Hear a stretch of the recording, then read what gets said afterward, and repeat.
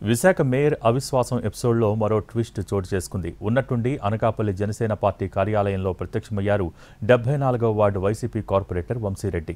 Deputy CM Pawan Kalyan సమక్షంలో జనసేనలో చేరనున్నట్టు తెలుస్తోంది.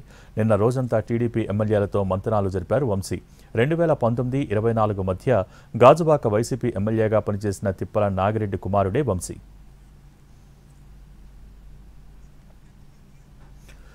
విశాఖ మేయర్ పీఠం లక్ష్యంగా టీడీపీ ఆపరేషన్ ఆకర్ష్ వేగవంతం చేసింది.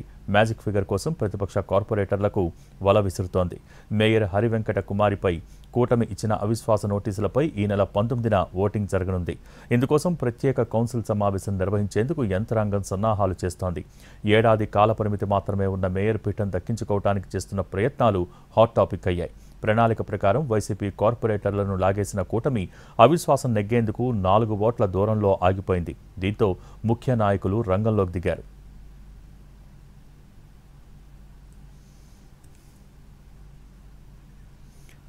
మరో 2 సీనియర్ కార్పొరేటర్లు కూటమికి టచ్లోకి వచ్చేసినట్టు కనిపిస్తోంది. దీంతో మేయర్ పీఠం మార్పు ఖాయమన్న ధీమాతో ఉంది కూటమి.